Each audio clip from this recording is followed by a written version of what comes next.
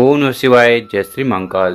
देखिए, शुक्रवार का विशेष दिन आ गया ही और ये दिन खासकर समर्पित होता है माता लक्ष्मी जी को। तो आज के इस उपाय में आपको बेलपत्र लेना है, चावल लेना है और विशेष तरीके से शिव मंदिर में जाकर अशोक सुंदरी जी को प्रसन्न करने के लिए ये विशेष उपाय जरूर कर लेना है। इस उपाय करने के बाद कामना पूर्ण होगी, समस्या समाप्त होगी, धन प्राप्ति भी होगी। तो शिव पुराण का शुक्रवार का अचूक उपाय ही कैसे करना ही हम बताएंगे। उसके पहले इस वीडियो को लाइक कर दें, चैनल पर नए हों सब्सक्राइब कर दें, 5 लोगों के साथ व्हाट्सएप पर वीडियो को शेयर करें, लोगों की मदद करें। तो जानते हैं पहला वाला उपाय। ये उपाय करने के बाद विशेषकर आपकी हर प्रकार की कामना पूर्ण होगी, चाहे वो धन से जुड़ी हुई हो, चाहे वो संपदा से जुड़ी हुई हो, या आपकी नौकरी से जुड़ी हुई हो, या अगर आपकी कोई कार्य से जुड़ी हुई हो, कामना पूर्ण होने लगेगी। क्या सामग्री की जरूरत है? सबसे पहले आपको चावल के दाने ले लेने हैं। कितने दाने?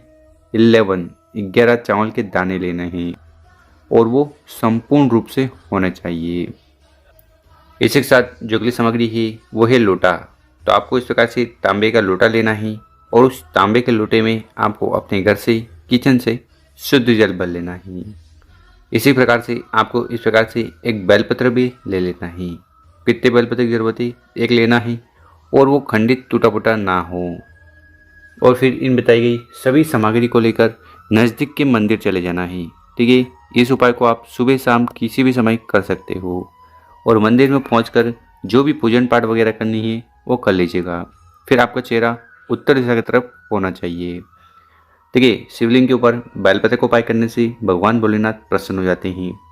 चावल का उपाय करने से कार्य बनने लगते हैं। तो सबसे पहले करिएगा क्या, हमने आपको जो 11 चावल के दाने बताए हैं ना, उन एक एक चावल के दाने को जल के लोटे में सम्मिलित करते जाना है, मिलाते जाना है। ठीक है, उसके बाद जो एक बेलपत्र है उसको उठाना है, उसको अपने हाथ में इस प्रकार से रख लेना है। बड़ी जो पत्ती है वो शिवलिंग की तरफ होगी, डंडी आपकी तरफ होगी।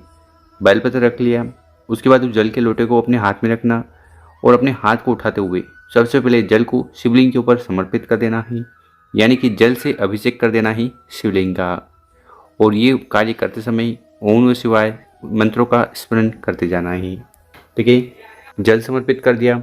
उसके बाद क्या करना है, जो 11 चावल के दाने हैं जो आपने जल के लोटे में डाले थे, उनको इस प्रकार से एक एक कर शिवलिंग के ऊपर समर्पित कर देना है। अब रही बात उस बेलपत्र की, तो उस बेलपत्र को उठाना ही, अपने हाथ में रखना ही, कामनाएं इच्छाएं कहते हुए बेलपत्र को शिवलिंग के ऊपर, जहाँ पर यानी कि ये जो माता अशोक सुंदरी जी का स्थान है, यहाँ पर समर्पित कर देना है। इस बेलपत्र की डंडी हो गई जलाधार की तरफ, बड़ी पत्ती शिवलिंग की तरफ। ठीक है, तो इस प्रकार से आपको विशेष उपाय कर लेना है और फिर शिवलिंग के पास बैठकर माता अशोक सुंदरी जी और भगवान भोलेनाथ से सारी कामनाएं इच्छाएं जल्द से जल्द पूर्ण हो जाए, उसके लिए प्रार्थना निवेदन कर लेना ही। तो शिव पुराण का अचूक उपाय ही इस प्रकार से पहला वाला उपाय जरूर करना ही। अब जानते हैं गुरु जी द्वारा बताया गया दूसरा वाला उपाय। इस उपाय करने के बाद जीवन में जो धन संपदा से जुड़ी समस्या आ रही है वो समाप्त होगी। माता लक्ष्मी जी का आपके घर में वास होगा। तो नारायण को और माता लक्ष्मी जी को प्रसन्न करने के लिए अचूक उपाय है। क्या सामग्री की जरूरत है? सबसे पहले आपको इस प्रकार से दूर्वा ले लेनी है, जिसको बहुत सारे लोग घास भी बोलते हैं। तो इस प्रकार से एक छोटा बंडल आपको बना लेना। साथ ही साथ आपको इस प्रकार से दूध लेना है। और ध्यान रखिए, जब भी दूध लो, अगर वो कच्चा मिल जाए, ठीक है, गाय का कच्चा दूध मिल जाए तो सर्वोत्तम होगा, तो आपको दूध भी ले लेना है। साथ ही साथ आपको लोटा लेना है। कौन सा लोटा? स्क्रीन पर देखिए, आपको स्टील के लोटे की ज़रूरत है। स्टील का लोटा लेना, उसमें जल भर लेना। ठीक है, जल भर लिया।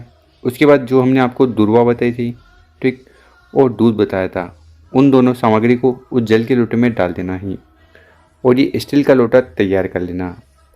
और इस उपाय की सबसे अच्छी बात तो ये है कि इसको आप अपने घर में ही कर सकते हो। ठीक है, घर में जहाँ पर भी आपको स्थान मिल जाए, मंदिर में मिल जाए तो मंदिर में, या फिर आप इस प्रकार से एक लकड़ी का पटिया लेना।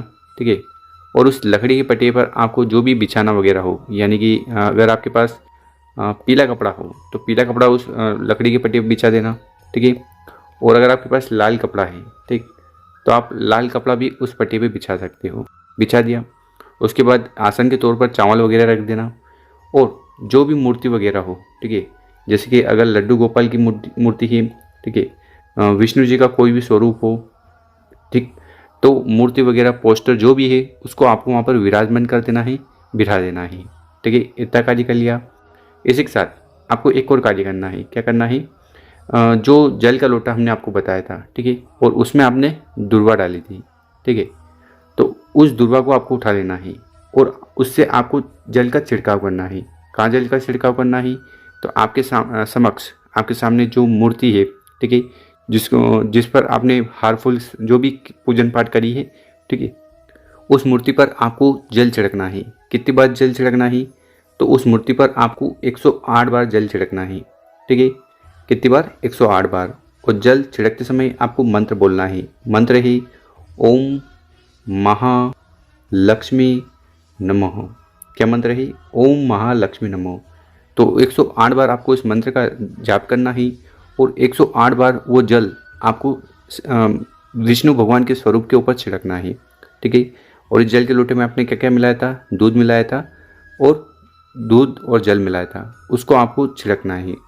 गुरुजन का ही जो भी व्यक्ति इस उपाय को विशेषकर शुक्रवार वाले दिन कर लेता है, तो इससे माता लक्ष्मी और भगवान विष्णु बहुत ज़्यादा प्रसन्न हो जाते हैं और उनकी असीम कृपा उस व्यक्ति पर होती है। सारी जो भी कामना है, इच्छा है, पूर्ण होती है, और जो भी धन दान से जुड़ी समस्या आ रही है वो समाप्त होती है। तो बहुत ही अचूक उपाय है ये। दूसरा वाला उपाय इस प्रकार से जरूर कर लेना है।